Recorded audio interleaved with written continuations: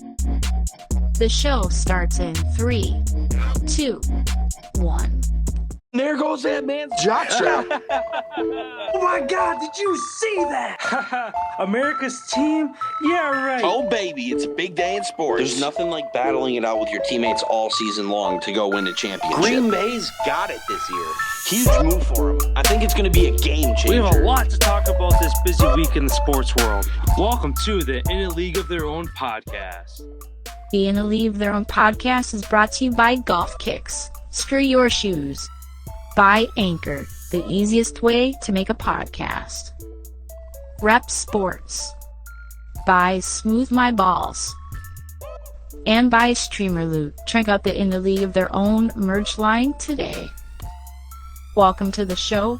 Let's see what Austin and Collin are diving into today. Yeah, excited for Game 4 tonight. Should be a good game. Hopefully the Bucks can tie the series up. We'll get to that in a little bit here. Jumping over to the NFL, what is the latest over there? So, as you all know, I'm sure by now, Richard Sherman was booked into King County Correctional Facility in Seattle this morning. That's information has now came out about from the officers who were there on scene. Just turns out that he was trying to get into a house. Some family member, he was trying to get into a residence, and I guess that they weren't letting him in. So he was knocking on the door, kind of like being obnoxious, and it's supposedly when police came, he got outraged and was yelling at the police and all this stuff. I'm guessing that he was intoxicated during this whole thing. Nobody was injured. Nobody had their hands placed on anybody. Nothing was taken or anything. As far as him not getting bail, they released that this is just proper procedure for everybody who domestic violence or whatever is mentioned in the police report. So, yeah, it's interesting to see what happens with this as the NFLPA has made a statement saying we're made aware of the arrest, and one of our player leaders, because he is the vice president of the Players Association, incident has activated a domestic violence crisis protocol for protection and support of everybody involved, and they're going to continue to monitor the situation as it goes on, as domestic assault and domestic violence isn't taken lightly. But since nobody got hurt or anything, I wonder really what's going to be the charges. Yeah, I mean, originally it sounded like, just reading burglary, domestic violence, it sounds like he robbed like a spouse or a family member or something. Is kind of just looking at those three words is what it sounds like, but not the details have come out. And it's weird that they're denying him bail if it seems that doesn't seem as severe as what was originally like portrayed by the media. So, but obviously we won't know the full details, or maybe we'll never know the full details because that's it's all at the discretion of the police department what they decide to release. So yeah, he's one of those guys, but one of those talks of the offseason as to where he's going to land. In texting a little while ago is kind of a coincidence that it happened in Seattle. So as you mentioned, there had been talks of him trying to rejoin his old team, maybe play for a year or two, and then retire there, essentially. So this is going to kind of throw a wrench in that. Hopefully it's not as severe as it looks, and he can get it all sorted out before the season starts. Otherwise, he might be one of those guys that has to sit for a year, and then by then he might be out of shape. Nobody might want him, and then he's going to end up retiring without anybody really knowing when his last game was. Because he had injuries this past year too. So be kind of a shitty way for him to go out, but it is what it is when you make mistakes like that. Yeah, and that's just sad since he's one of the best corners to probably ever play. Mm-hmm. Yeah, I guess we'll see what happens, since it's kind of two conflicting things coming out. One from the police and then one from all the media who stirs the shit. So yeah, it'll be interesting to see what actually happens, because in all like cases like this that are investigated and are made public news, eventually it will come out what happens, whether his name is tied to it or if it's anonymously, but they will have to release the full details of what happens. So that'll be interesting because this is a public case. It's not a private case. Yeah. That was the only thing that we had really to talk about today for the NFL. Before we jump into the NBA here, then, it is Wednesday again, second week of Wisconsin Wednesday. Let's get into it.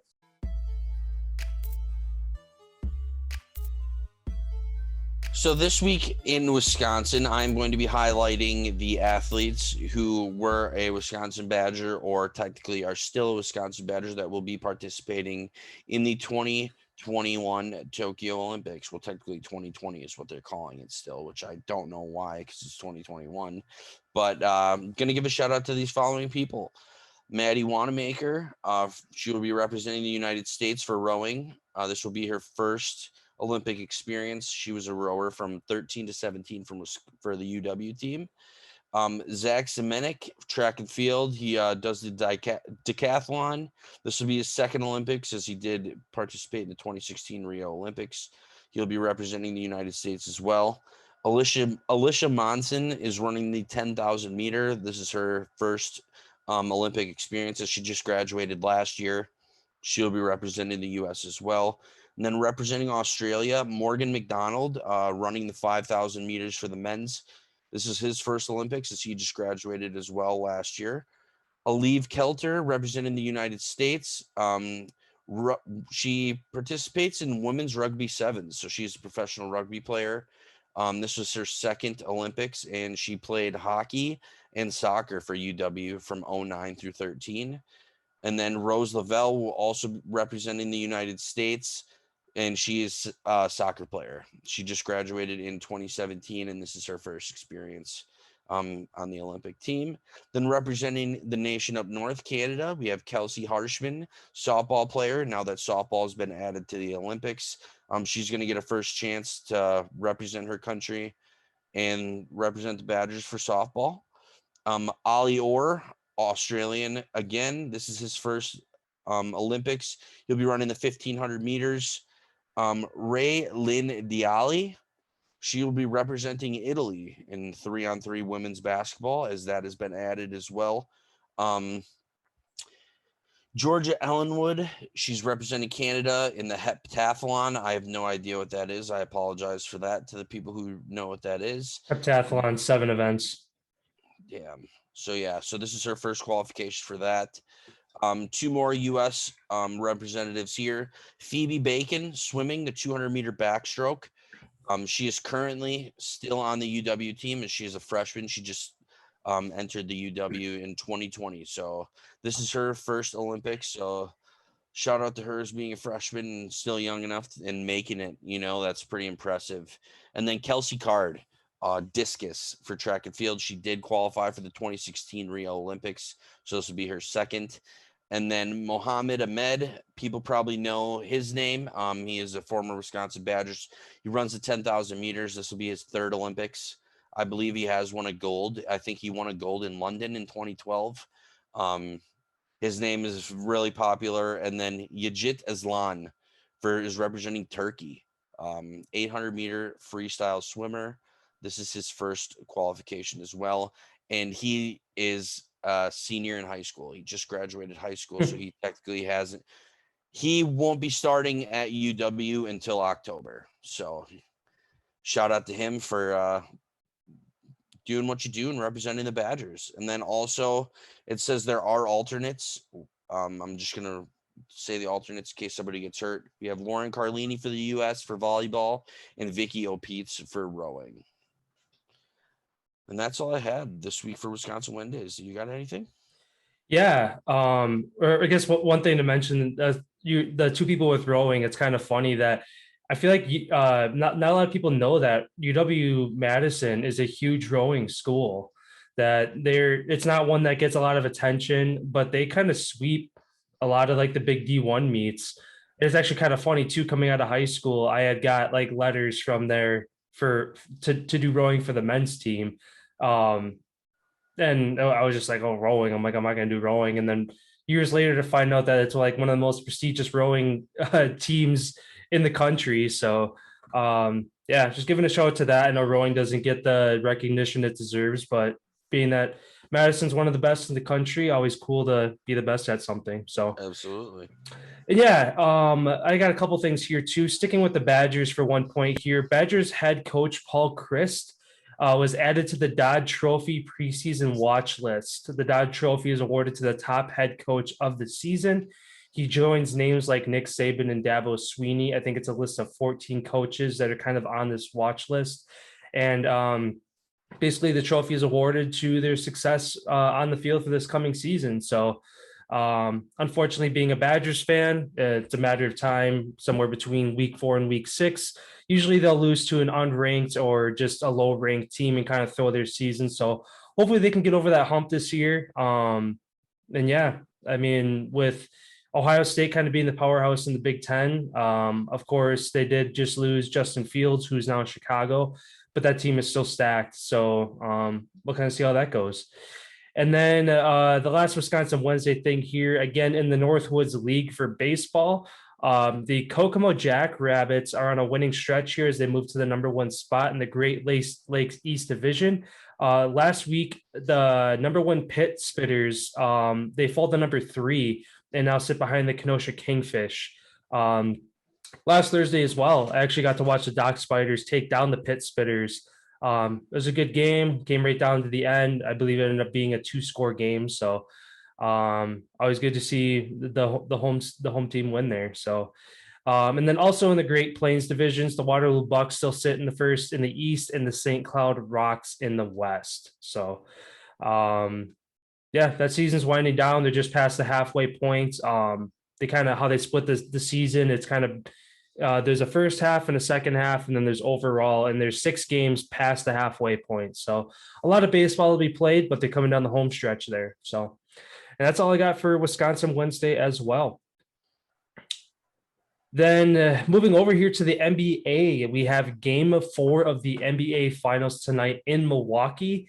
The Bucks are currently, I believe, 5-point favorites was the last time I looked at that. I saw 4.5. 4.5. Inside the building, it's got to be rocking tonight because there's going to be some crazy thunderstorms rolling through the area. Supposed to be hitting actually kind of my area all the way down to Milwaukee. Supposed to be getting a couple inches of rain within a couple hours in one band, and then the second band about the same. So don't know if they're going to shut down your district or if it's going to be kind of at everybody's discretion if they want to stand outside in a monsoon and watch the Jumbotron, or if they even put something out like that because it become a hazard if there's crazy winds and that thing tips over or something. So yeah, I'm sure it's going to be rocking inside Fiserv tonight. Hopefully the Bucks can even the series. Yeah, it's definitely going to be a big game. Especially news now has came out that Devin Booker has been dealing with hamstring tightness. That is why he was kept out of the fourth quarter for him to try to get back healthy and full strength, especially with the 2-day layoff period that they have. Reports early this morning is that he will be close to 100% for tonight's game. He said that he's feeling about 95. So that's some interesting news about tonight's game. And then I'm going to switch it to probably the biggest outside of the finals news right now. Kawhi Leonard tore his ACL. He's getting surgery on that. And what do you think that means for free agency and the LA Clippers? I mean, the Clippers are in kind of a tough spot to where they made it that far. And then you have that guy who was out, you bank on him coming back. If he tore his ACL that late in the season, it's not going to be till mid to late next season before they get him back again. Well, he's not even guaranteed to come back. Yeah. Because he's going to be a free agent. Well, that's tough for him too then, because I know he's dealt with some other injuries before, not to this severity, but he has, I think, like hamstring issues. Kind of hamstrings is kind of the biggest thing in sports, especially in the NBA. For instance, James Harden kind of missing time towards the end of the season in the playoffs with his hamstring issue. But I mean, Kawhi Leonard, he's still young. Obviously, he's not one of the youngest guys in the league. He's kind of in that middle range to where if he doesn't have a team give him the nod, he could be sitting out for a little while until he proves himself to stay healthy and have a team that wants him. because even though he is a free agent, a team picks him up. You're not going to see any worth out of him until 3/4 of the way through the next season. So, and that's something that the rehab could take longer. Another injury could come up. It was only a partial tear. It wasn't a complete tear. Don't they say complete tears are better because then they can just completely put in a new piece? That's with breaks. Breaks Oh, are okay. better if it's a complete break, because you don't know how the bone's gonna, if it lines back up correctly and all that stuff. Like sprains are worse than breaks, but yeah, partial tears are better than complete tears because you don't have to wait the full extent of however long it is for your muscle to regrow back together, where they can just surgically put it right back together, and then it's shorter heal time. But I was listening to Shannon and Skip talk this morning, and I didn't even realize that this season Kawhi averaged 34 and 18 or 38 and 14, 38 points, 14 rebounds. So he's a hell of a player, and everybody knows that he is. And there's probably about 20 teams right now in the NBA that would give up everything to get Kawhi Leonard on their team. It's going to be interesting as well for the Clippers as Reggie Jackson. They're not going to be able to keep him because he's going to be worth some money now after what he did this postseason. So that team is kind of stuck right now. It's going to be Paul George and Terrence Mann are going to kind of be the two guys that are stuck there. A lot of people are saying, what are the Lakers going to do? There's been talks that they're going to be bringing back Lonzo Ball to the team. LeBron really got along well with him and loved playing with him early in his career. Since they've gotten rid of him, he's really developed his game as far as being a shooter and a passer. He kind of does it all now. And they're looking to bring him back. There's also been talks about Dame Lillard making trip down to LA to join the Lakers as well for next season. So it's going to be really interesting to see what happens here, as you kind of have 3 or 4 teams in each division really that can potentially load up and be super teams for who knows how long to come. Yeah, and then kind of going back to the Clippers, another name, a guy that struggled come the end of the playoffs, Ben Simmons, is a name that the Clippers organization, I guess, has been interested in as far as going and getting a guy like that who's going to be. I guess if they lose Kawhi, you might as well try to get someone. And Reggie Jackson. If you lose both of them, that's kind of, then it's just the Paul George and, like you said, Terrence Mann show there. So, I don't know. And I mean, I guess if Ben Simmons can fix whatever happened in the playoffs and kind of towards the end of the season and bounce back, a team could get him at a super low price and get a lot of value for him if he fixes it. Because he's not, well, that's the thing. He's not worth a lot. So your team, you could take a chance on him, get him for some bench guy who's never going to see the court and maybe like a late round pick or something for him.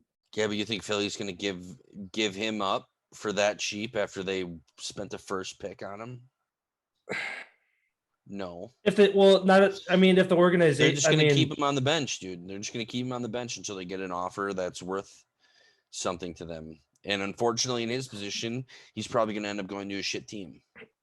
Yeah, like Houston. Yeah, like he's going to go to a bad team. Mm-hmm. Yeah, Houston and the Bulls are actually the two teams that had the most interest in him supposedly, and just over the past couple of weeks, the Clippers kind of threw their name in the hat. Don't know how interested they are, but they're another team that kind of came up. So, yeah, it'll be interesting to see kind of what happens with him. He's got like roughly 3 or 4 months to figure it out before preseason basketball comes back around. So, I mean, they say for him it was just a psychological thing, which in a lot of cases, a psychological fix is harder than a physical fix because you can get healthy over time, but something in your mind that's ticking the wrong way as far as your shooting form or not committing or being hesitant on certain plays, like that's a hard habit to break, especially when you're this far in your career, to kind of establish new habits, especially kind of like Giannis's free throw shooting. As much as it'd be nice to see him fix that over the offseason, he's at this far in his career kind of doing what he's been like, having that free throw routine. To have a guy break that routine this far in his career, that could be a psychological break too, to try to force a guy to learn something new like that. So Yeah, I mean, come closer to next season, we'll kind of see what happens with Ben Simmons. If he comes back looking good, stays with I was gonna say Phillies, the 76ers, or if the Bulls, Houston, Clippers, or another team decides to go after him. Yeah, that's awesome. And then a couple more other things here. Team USA rebounds today from back-to-back losses, and they blew out Argentina. Um, a lot of people were pissed at Greg Popovich for his post-game press conferences after their second loss, saying how we don't want to just blow out teams and all this type of stuff that's disrespectful. And it's like, you realize this is the fourth game that we've lost in exhibition since 92. Yeah, because they were from 92 to 7 to 19, they were 51-2. And And they've they're just lost and two then this lost season. 2, and they're 1 and Yeah. 2 this year. So a lot of people were pissed off like what he was saying and how he was the coach back on the Dream Team, and now he kind of, he got to help with one of the greatest fucking teams to walk the planet, with all those superstars. Mhm. It's different today. It's not the same. And back then you weren't playing NBA teams. Now you got a sprinkle of NBA guys on almost every country's team because the NBA has gotten so big and has grown so much where there's so many players from all over the world that play in the NBA, which is pretty cool. And then the last point I have on the NBA is the NBA has released their cover athletes for the next NBA game. Candace Parker will be on the cover. They have 3 different editions coming out this year. Luka Doncic will be on the regular one. Candace Parker will be on the special women's one. And then since this is the 75th anniversary of NBA 2K, they have Wilt Chamberlain, Dirk Nowitzki, and Kevin Durant all on the cover. So pretty awesome to see that the NBA is kind of taking a step in continuing to evolve, as they kind of seem like they are the one sports league that does take the initiative to keep expanding and keep pressing on for everybody. And it's pretty awesome. Candace Parker says that she is glad to be the first, but she hopes she ain't the only woman to ever make the cover. So shout out to the NBA as they continue to impress me by what they continue to do off the court.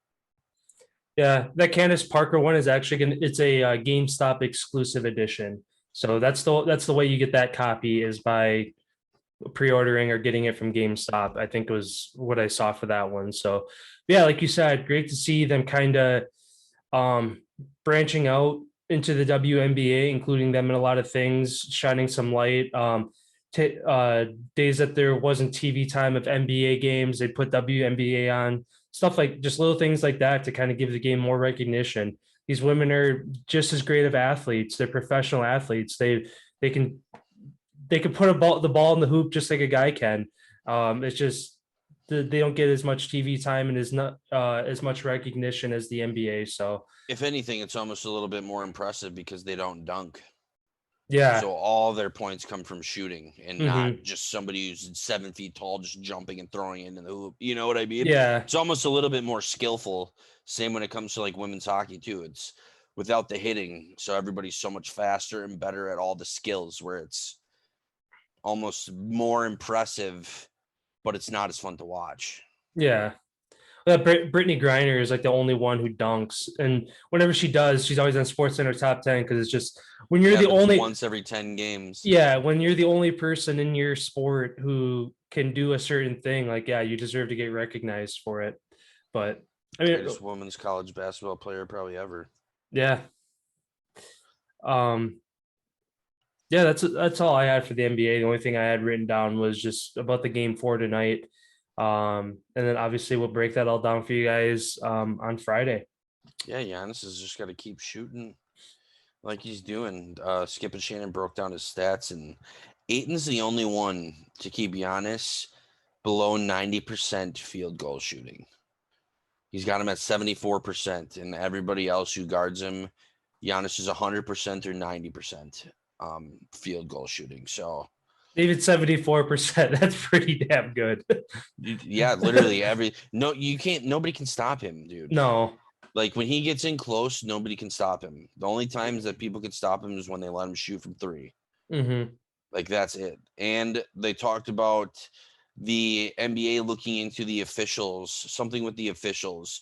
One guy who's been an official is kind of like gave calls to the Suns in the first couple games. Then this last guy that the Bucks had, I guess, was calling a whole bunch of calls on Ayton and is like a big Bucks guy.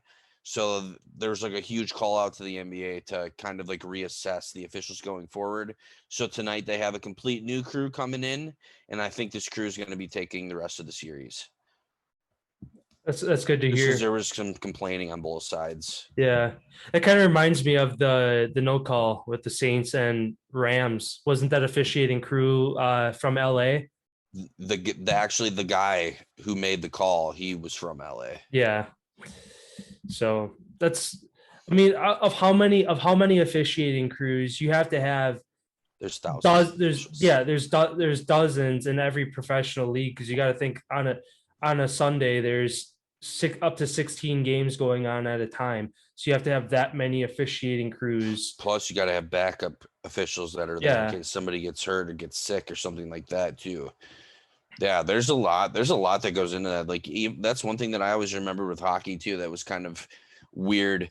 Like, you'd have your 4 officials that are out there on the ice, but then you have 2 extra ones that are literally just ready at any moment to throw on the skates and throw on the gear and get out there in case somebody gets hurt, which is like, damn. Like, but I guess when you want to make sports the best, you need good the officiating plays a big part in how sports go.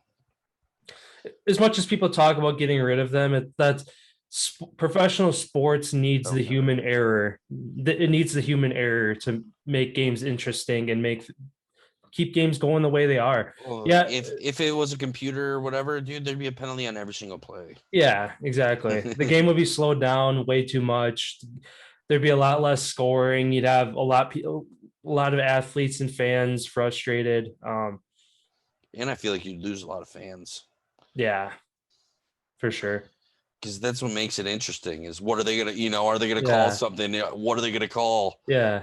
Well, that's what's nice too, is a lot of officiating crews, like football, like pass interference. Either they're going to call some call everything, or some let everything go. That's what's nice about an officiating crew, where if you have a computer, they're going to call it every single time, because that's what it's programmed to do. That happens every time. Yeah. Well, because there's a holding on every single play in football. Oh yeah. Yeah. Like, same with pass interference. You could probably call it on every single play if you wanted to be petty perfect out there. Yeah, exactly. But yeah, then moving over to the MLB here, I just have a couple points since it's kind of that break of the season. Some all-star stuff though. Pete Alonso defends his home run derby title, beating out the Orioles' Trey Mancini. He got some story from Trey Mancini though. Did you see that? No, I didn't. He was diagnosed 1 year ago with colon cancer. He went through chemo, did everything like that, and came back just for the home run derby to try to because I think he's been like one of the top spots of the home run derby like the past couple of years, like second place, and he wanted to try to come back and show.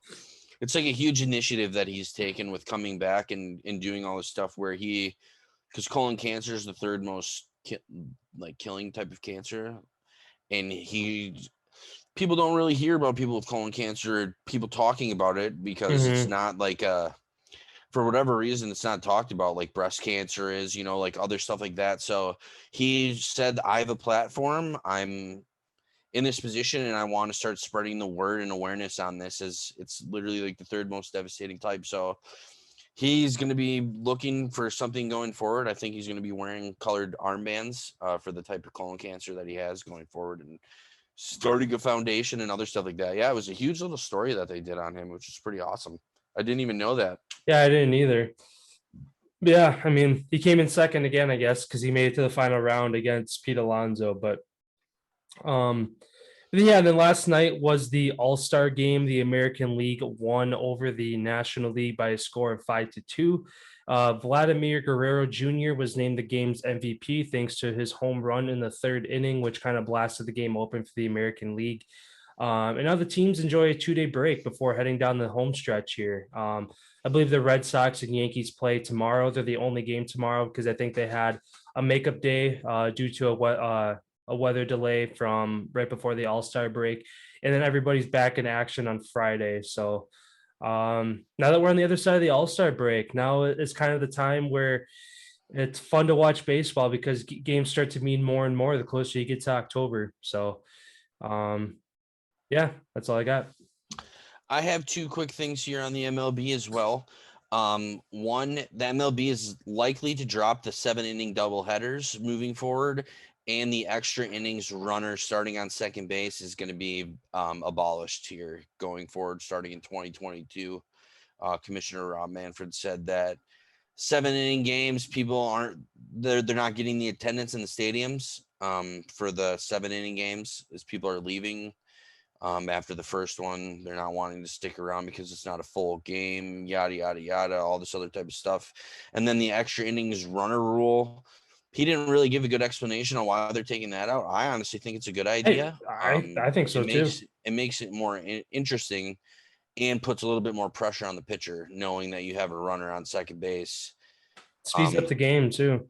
Right, because you could have games going 30 innings. You know what I mean? Yeah. Like, it kind of takes out that gap where it could go that far. But yeah, that's one thing. And then also another really interesting thing here, how the MLB moved the All-Star game and whatever from Atlanta due to some of the stuff that they did voting wise, how they moved from Atlanta to Denver. Now Texas is about to be doing the same thing that Atlanta kind of did, creating laws and stuff to kind of oppress colored people for voting, being able to get and they're claiming that this all is to protect people from voter fraud. But as everybody knows, it's bullshit. So he hasn't said on what technically they're going to do. He didn't make a comment last night when he was asked about that, but there will be no events held in Georgia anymore because of that. And I can say probably Texas too. We will not see another All-Star game or anything down there until shit changes, which I'm glad I'm glad they're doing this. Because sports do have some pull in things. Yeah, I mean, they got to be all in on it now. If they pulled it out of Atlanta for that reason, any other state that kind of follows suit, those states, those venues are going to start to lose money by not having these events come in, and then it turns into the Texans, the Cowboys, the Rangers, all these teams that start to kind of take a stand against it too by I don't know how they're going to take a stand. Obviously, they're not going to shut down their venues because then they're losing millions of dollars by doing it. But they got to find some way too to kind of be on board with their overall organization, like the NFL, the MLB, the NBA, to kind of stick with those organizations and follow suit to stand up to these voting rights that are being passed, like you said, to suppress Black voters. I mean, it doesn't make sense why they're adding more laws to do it. It's already it should be going the other direction, not continuing in the direction that it's already going, especially with the way the last 2 years have been. You think it started moving in the right direction, but for some reason Georgia and Texas didn't get the memo. Yeah, and it's probably just the same old people that have been in the same position for so long. And that's the one thing that I'm glad about here, like as I continue to get older, is people my age now can start preparing to take some of these jobs within the next 5 to 10 years. And that's what we need. I feel like we need younger people in positions of power because they're kind of with the times. They're not 20 years back and, like 20 years ago, still with the same mindset. We need to keep updating as fast as we continue to update and technology continues to grow. That should be the same with all of our governments and we should continually be progressing, not going backward the other way. Yeah, for sure.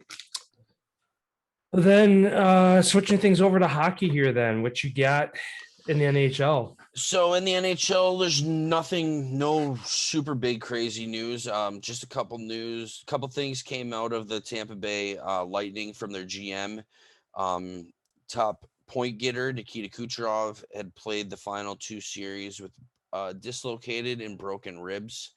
He had a flak jacket that was made for him, and he played wearing that. Their top defenseman, um, Hedman, he had a torn meniscus, so he is planning to get surgery like next week, I think they said, and recovery time is 2 to 4 weeks on that. So, and then there was Alex Collin, and Ryan McDonough. Both had broken hands. Were kind of really banged up. There was a lot more. I don't remember specifically what all the details were to that, but they had broken hands, and Killorn was dealing with something else that was super crazy. How he tried to play and was on the ice, but couldn't push through that pain threshold to like play a game. So pretty awesome to see all that stuff. I always love just seeing all that stuff come out after the Stanley Cup Finals is over, to really see how banged up some of these teams are as the hits go from 40 to 30 a game up to 100, 120, 140 a game, where it's not even the same, it's not even the same league almost when it go from regular season to the playoffs. Nashville goaltender Pekka Rinne decides to retire after 15 seasons. Shout out to Pekka. He kind of made Nashville relevant, carrying them to their Stanley Cup run that they went on. It's unfortunate that they didn't get the job done. Smashville has became a hockey town. I feel like because of how good that team is done, they get a lot of support from their local fans and local town, and that's awesome to see him deciding to retire on his own terms instead of being forced out. I always love seeing when an athlete is able to retire on their own and not be kind of forced out of doing what they love to do after, dedicating their whole life to doing what they've done. Exactly. Minnesota Wild, shocking news here. They are buying out the contracts of Zach Parise, their assistant captain, and Ryan Suter, their assistant captain. Both guys on their team, Suter especially, he was their top defenseman for so long. Granted, he is getting a little bit older, and they kind of move that role over to Matt Dumba for their defense. It's going to be interesting to see where these two guys land. They're vets with playoff experience. They can put up points. They're solid players. I really hope that my Philadelphia Flyers can end up scooping up one of these guys. I really feel like, especially Suter on the back end, I feel like that would really give an extra nod to our Flyers here on the back end after we've kind of had to get rid of Gustafsson, who we let go to Montreal for his cup run. We need a guy who can move the puck back on the back end. And then the last thing here that I have, Chicago Blackhawks and the Edmonton Oilers had made a trade back on the 12th, so 2 days ago. Duncan Keith, a longtime Chicago Blackhawk. He was one of their cornerstone pieces ever since day one when they won their 3 Stanley Cups. He was one of the main pieces of that. A lot of people thought that the Blackhawks held on to him too long, along with Seabrook as well. They kind of were paying him and weren't really getting production out of him. Well, now the Hawks move him over to Edmonton, and Duncan Keith said that he's happy to bring his playoff experience, his veteran knowledge to a team that's really young in Edmonton, has struggled in the first round in the playoffs. Like, they can't seem to get over that hump. So hopefully his veteran presence there kind of helps them get over the hump. And then Buffalo Sabres, one of their top players, Jeff Skinner, decided to drop his no movement clause today ahead of the expansion draft. He's hoping that he's going to be picked up by Seattle. And that's kind of all I got here. Just other players are opening up, like the Chicago Blackhawks sexual assault thing that they had going on. A player has opened up and has went in front of the NHL's board and in front of a group of other people. So they're now calling in all former coaches, players, all this to kind of put together a huge, I guess, of what happened. Like, because no one really knows, or nobody said anything that does know. So now they're going to get to the bottom of this, and we're going to find out what happened. Sounds good. And that's kind of all I had here. Excited for the British Open that starts tomorrow. That should be really awesome to watch. That might actually be tonight. Are they airing that tonight here? I mean, it might be if they're 6 hours ahead it's going to be kind of weird at times when they're going to be out on the course. I mean, yeah, if they're starting early, if they got tee times at like 6, 7 a.m. over in the UK, it's going to be probably midnight, 1 o'clock here that you'd start watching it live. I'm just pulling it up real quick just to see what time the tee times are.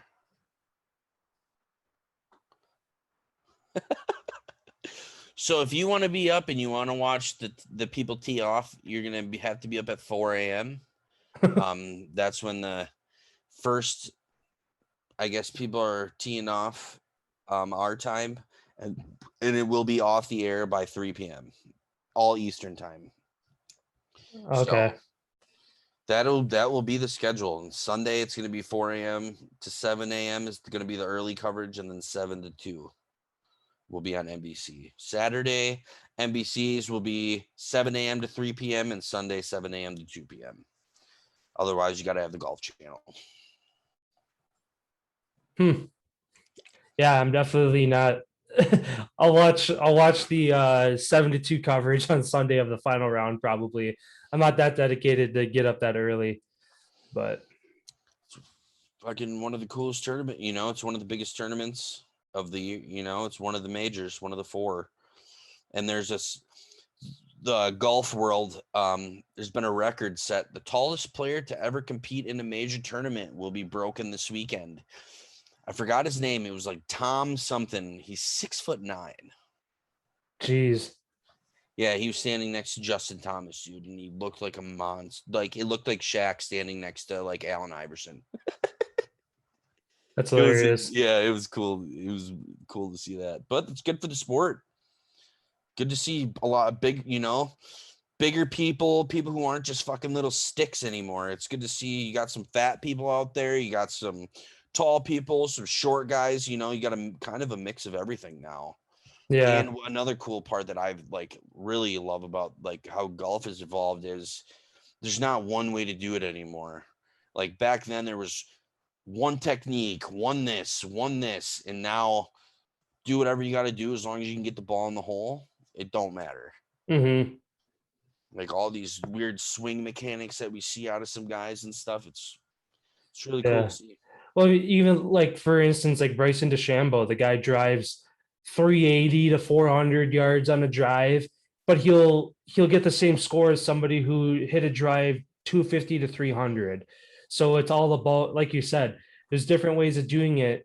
So yeah, his drives are amazing, but then his short game might be lacking to where some people hit an average drive, but their putting and their approaches are amazing. So like you said, it's great. It's cool to see a bunch of different methods of how people play the game, but they all end up at about the same score within a couple shots of each other. Yeah, where you win and lose is definitely on the green, and it's going to be interesting once next season starts with the no green books, how that really is going to change of who's the best in the world compared to who's kind of took advantage of being able to use all that stuff to where they're not being able to look at it and figure out what they got to do with it.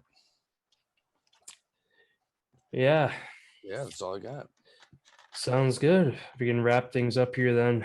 All right, I'll bring it home. Thanks everyone for watching the show today. We really appreciate it. Don't forget to go to all of our socials, which are linked in our description at the bottom of the video. We really appreciate it. Every like, follow, subscription that we get really makes our day, kind of really helps us get towards our goal of where we want to be, and that's becoming a partner with YouTube. Hopefully that we can make that happen here within our first 12 months. That'd be awesome. And then if you guys do go to Google or Apple Podcasts, Google Podcasts, don't forget to click the 5 stars. Give us that extra rating, and you can put that we told you to do it for the reason why. It helps us move up the charts and helps our podcast get a little bit more exposure. We'd really appreciate that from you guys. Like I said, British Open starts tomorrow. We will be back on Friday to wrap up tonight's Bucks game, as well as the first 2 rounds probably of the British Open. So we will be looking forward to seeing you guys on Friday. Sounds good. We'll see you guys on Friday.